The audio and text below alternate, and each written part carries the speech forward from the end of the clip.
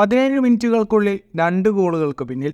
കളി അവസാനിക്കുമ്പോൾ 2 ഗോളുകളുടെ വിജയം. ISL ചരിത്രത്തിലെ തന്നെ ഏറ്റവും മികച്ച തിരിച്ചുവരവുകളിൽ ഒന്നിലൂടെ കേരള ബ്ലാസ്റ്റേഴ്സ് വിജയവഴിയിൽ തിരിച്ചെത്തി. തുടർച്ചയായ പരാജയങ്ങൾ നേരിട്ട ബ്ലാസ്റ്റേഴ്സ് FC ഗോവയ്ക്കെതിരെ ഹോം സ്റ്റേഡിയത്തിൽ രോമാഞ്ചം കൊള്ളിക്കുന്ന വിജയമാണ് സ്വന്തമാക്കിയത്. മത്സരത്തിൻ്റെ ആദ്യ പകുതിയിൽ 2 ഗോളുകൾ വഴങ്ങിയ ബ്ലാസ്റ്റേഴ്സ് രണ്ടാം പകുതിയിൽ 4 ഗോളുകൾ തിരിച്ചടിച്ചാണ് തകർപ്പൻ വിജയം സ്വന്തമാക്കിയത്.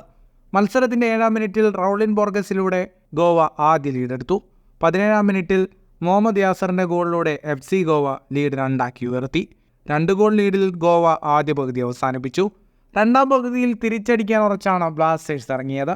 51-ാം മിനിറ്റിൽ ഡൈസുകെ സക്കായി ഒരു ഡയറക്റ്റ് ഫ്രീ കിക്കിലൂടെ ബ്ലാസ്റ്റേഴ്സിനായി ആദ്യ ഗോൾ മടക്കി. 80-ാം മിനിറ്റിൽ ഒരു ഹാൻഡ്ബോളിനെ തുടർന്ന് ബ്ലാസ്റ്റേഴ്സിന് അനുകൂലമായി ഒരു പെനാൽറ്റി ലഭിച്ചു. കിക്കെടുത്ത് ദിമിത്രിയാസിന് പിഴച്ചില്ല. ബ്ലാസ്റ്റേഴ്സ് മത്സരത്തിനൊപ്പമെത്തി. സ്കോർ 2-2. 84-ാം മിനിറ്റിൽ വീണ്ടും ദിമിത്രിയാസിൻ്റെ ഗോൾ. ക്രോസ് കൈയിലൊതുക്കുന്നതിൽ ഗോവൻ ഗോൾ കീപ്പർ പരാജയപ്പെട്ടപ്പോൾ അവസരം മുതലാക്കി ദിമി പന്ത് വലയിലെത്തിക്കുകയായിരുന്നു. സ്കോർ 3-2. ദിമിയുടെ സീസണിലെ 10ാം ഗോളായിരുന്നു ഇത്. ആക്രമണങ്ങൾ തുറന്ന ബ്ലാസ്റ്റേഴ്സ് 88-ാം മിനിറ്റിൽ ഫെഡോർ സെർണിച്ചിലൂടെ 4ാം ഗോളും നേടി വിജയമുറപ്പിച്ചു. ഈ വിൻട്രൽ ടീമിലെത്തിയ സെർണിച്ചിൻ്റെ ആദ്യ ഗോളായിരുന്നു ഇത്. ഈ വിജയത്തോടെ കേരള ബ്ലാസ്റ്റേഴ്സ് 29 പോയിന്റുമായി ഗോവയെ മറികടന്ന് ISLൽ 4ാം സ്ഥാനത്തേക്കെത്തി. ഗോവ 28 പോയിന്റുമായി 5ാം സ്ഥാനത്താണ്. കൂടുതൽ ഫുട്ബോൾ വാർത്തകൾക്കായി ഈ ചാനൽ ഇപ്പോൾ തന്നെ സബ്സ്ക്രൈബ് ചെയ്യൂ.